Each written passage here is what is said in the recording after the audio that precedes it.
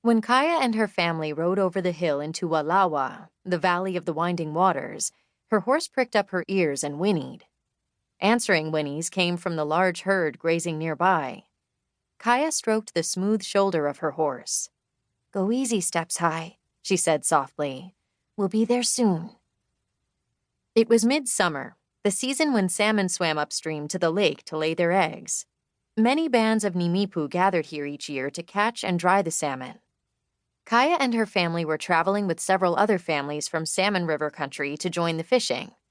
Kaya loved these reunions with her grandparents and her many other relatives, old and young. All the children were like brothers and sisters to one another. Steps High whinnied again and began to prance, stepping high, just like her name. Kaya held tight to the lead rope of the old pony that her sister Speaking Rain rode. A sickness in Speaking Rain's eyes had caused her to lose her sight. "Your horse wants to run," Speaking Rain said to Kaya. As if the horse understood Speaking Rain's words, Steps High tossed her head and pawed the ground. Kaya rubbed Steps High's sleek neck. "If only we could race. I know we'd beat all the others." Itza, Kaya's mother, turned to look Kaya in the eye. "I've told you before not to boast," she said firmly. "Our actions speak for us. Our deeds show our worth. Let that be your lesson, Kaya." Kaya pressed her lips together. She knew Itza was right. When Kaya and her family rode up, her grandmother, Ala, was waiting at the doorway of her family's teepee. Ala stepped forward.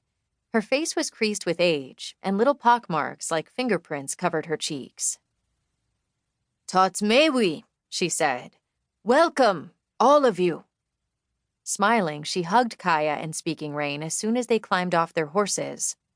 Kaya's twin brothers, Sparrow and Wingfeather, giggled as they scampered to hide behind a travois and peeked at Ala, their dark eyes gleaming.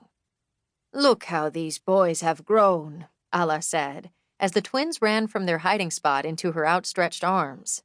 "So full of laughter and tricks. Keep a sharp eye on these little ones, Kaya."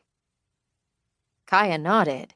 Her little brothers were harder to herd than wild ponies.